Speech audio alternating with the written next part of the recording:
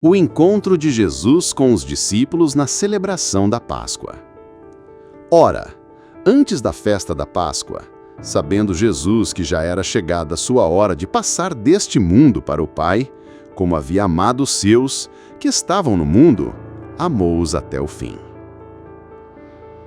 E acabada a ceia, tendo já o diabo posto no coração de Judas Iscariotes, filho de Simão, que o traísse, Jesus, sabendo que o Pai tinha depositado nas suas mãos todas as coisas, e que havia saído de Deus e ia para Deus, levantou-se da ceia, tirou as vestes e, tomando uma toalha, cingiu-se.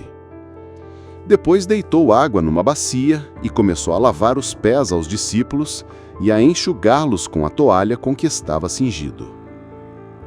Aproximou-se, pois, de Simão Pedro, que lhe disse: Senhor, tu lavas-me os pés a mim? Respondeu Jesus e disse-lhe: O que eu faço, não sabes tu agora, mas tu o saberás depois. Disse-lhe Pedro: Nunca me lavarás os pés. Respondeu-lhe Jesus: Se eu te não lavar, não tens parte comigo. Disse-lhe Simão Pedro: Senhor, não só os meus pés, mas também as mãos e a cabeça. Disse-lhe Jesus: Aquele que está lavado não necessita de lavar senão os pés, pois no mais todo está limpo. Ora, vós estáis limpos, mas não todos. Porque bem sabia ele quem o havia de trair. Por isso disse: Nem todos estáis limpos.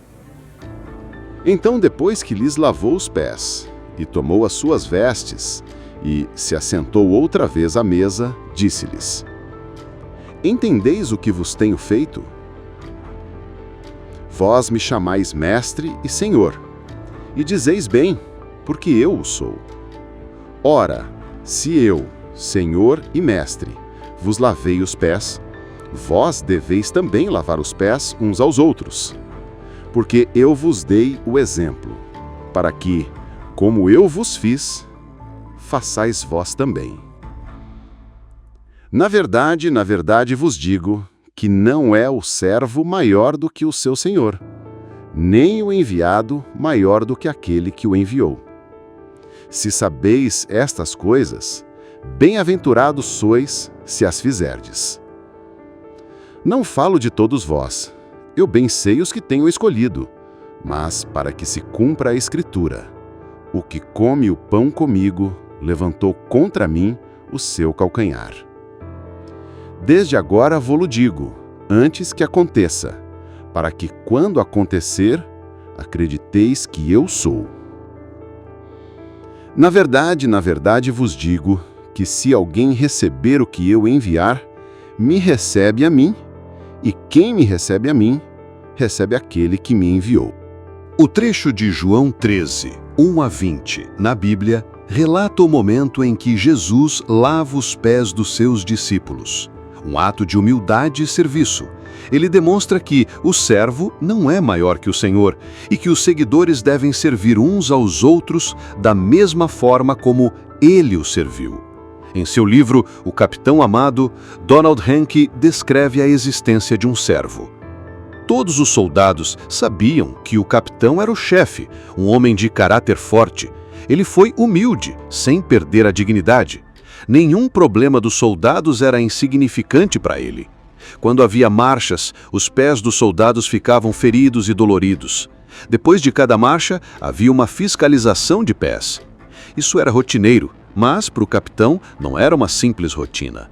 Ele entrava nos alojamentos e, se alguém tinha um pé ferido, ajoelhava-se e cuidava dele como se fosse médico, indicando algum remédio. Ele fiscalizava a aplicação do medicamento. Não havia nada de artificial em sua atitude, não pretendia causar nenhuma impressão, somente sentia que os pés dos soldados eram importantes. Para os soldados havia algo quase que religioso nesse cuidado com os pés. Parecia ver no capitão algo de Cristo, e por isso ele era muito respeitado e obedecido. Neste estudo, aprenderemos a respeito da humildade e da vida de servo que devem caracterizar o cristão. Observações ao texto.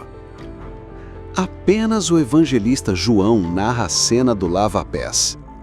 O cerimonial da Páscoa, que comemorava a libertação do cativeiro egípcio, estava para ser realizado.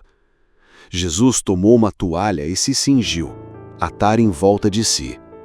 Com a água na bacia, passou a lavar os pés dos discípulos. Lavar os pés era um ato comum na Palestina, cujas estradas eram poeirentas. As pessoas usavam sandálias de correias e os pés ficam empoeirados. O hospedeiro sempre oferecia na entrada da casa água, bacia e toalha aos hóspedes. Lá no cenáculo, onde estava reunido com os discípulos, Jesus fez um serviço que era dos escravos, dos criados, dos humildes, o que causou admiração a Pedro. A água é símbolo de purificação ou regeneração. Daí, o lava-pés ser um meio pelo qual os discípulos teriam parte com Jesus.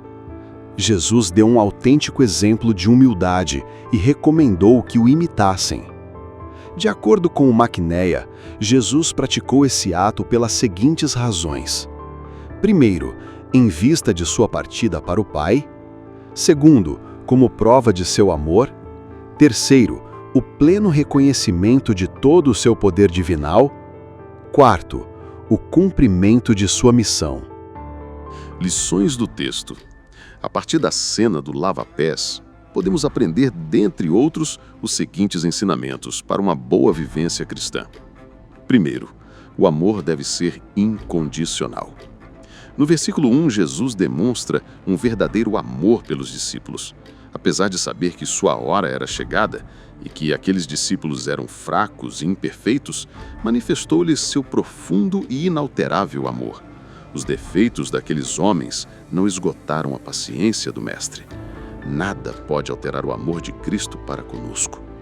Durante o ministério de Jesus, percebem-se ações concretas de um verdadeiro amor, através do socorro aos atribulados, da cura dos enfermos, da salvação dos pecadores, etc. O amor de Jesus se estende a toda a humanidade. Ele não poupou sacrifícios para provar esse amor. A maior prova desse amor incondicional está no fato de termos sido amados primeiro. Éramos pecadores e estávamos distantes do Pai, mas fomos alcançados pelo seu perfeito amor.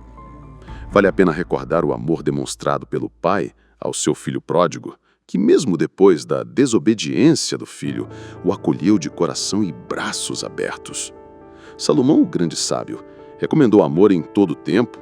Jesus foi além, dizendo que devemos amar até mesmo os inimigos.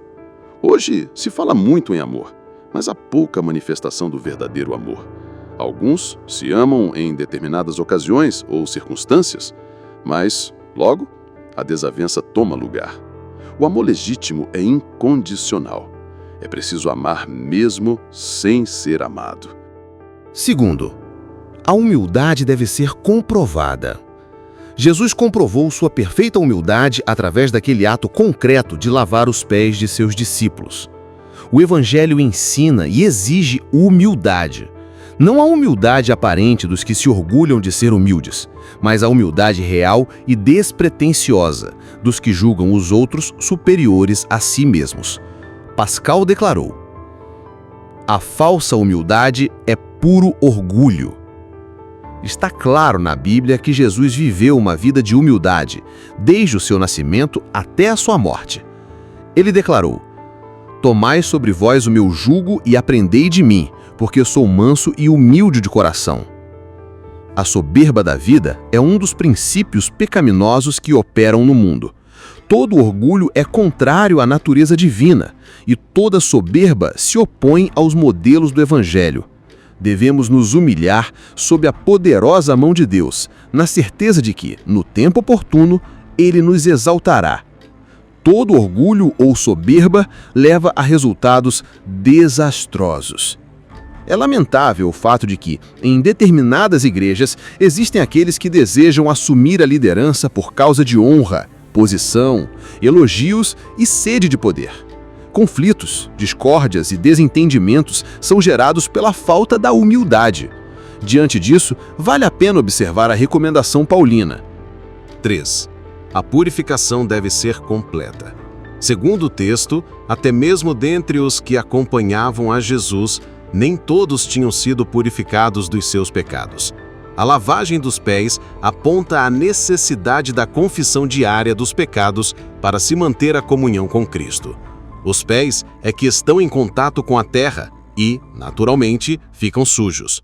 Nós já estamos limpos pelo sangue de Cristo, mas, estando ainda sobre a terra, em contato com o mal, podemos sujar os pés, praticar pecados e, se Cristo não nos lavar desses pecados, não poderemos ter parte com Ele. É imprescindível ser alcançado pelo lavar regenerador do Espírito Santo.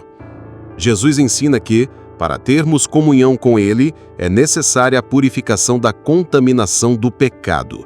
Somente os limpos de coração verão a Deus. Uma vida de purificação completa é uma vida santificada. Ser santo, isto é, puro, separado e consagrado é a exigência bíblica. É bom lembrar que o sangue de Jesus nos purifica. Portanto, devemos eliminar toda espécie de maldade ou impurezas, tais como ódio, ciúme, avareza, ira, vícios, etc., pois assim comprovaremos que já fomos regenerados em Cristo Jesus. Quarto, o serviço deve ser uma expressão de amor e dedicação. O propósito de Jesus com essa lição de humildade é nos ensinar a servir uns aos outros. A palavra servo no grego é doulos, que significa escravo. Jesus exemplifica a escravatura em serviço ao Pai. É preciso seguir as pegadas de Jesus. Ele declarou com muita propriedade: "Não vim para ser servido, mas para servir." Sua recomendação é clara: "Eu vos dei o exemplo, para que, como eu vos fiz, façais vós também."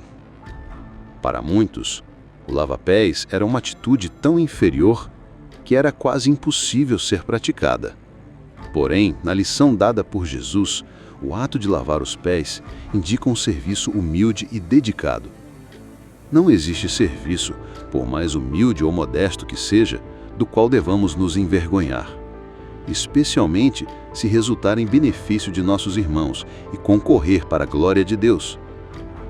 Aqui Jesus está ensinando a respeito do novo mandamento que é o amor, o qual deve ser comprovado através de um serviço humilde. Como discípulos de Jesus, somos chamados a servir. Ele prestou um serviço modesto para nos ensinar que o nosso alvo deve ser uma vida dedicada a servir. Aprendamos com Jesus. Discussão. Primeiro, é fácil identificar a genuína humildade? Segundo, você acha que há algum trabalho lícito que seja humilhante? Terceiro, a sua igreja serve à comunidade onde está inserida? Como ela é vista pela sociedade? No próximo vídeo, continuaremos os estudos sobre os encontros com Jesus. E se você gostou deste vídeo, não se esqueça de deixar seu like e compartilhar com os amigos e pessoas que precisam aprender mais sobre a Palavra de Deus. Todas as referências bíblicas vão estar na descrição do vídeo. Que Deus, nosso Senhor, abençoe a todos.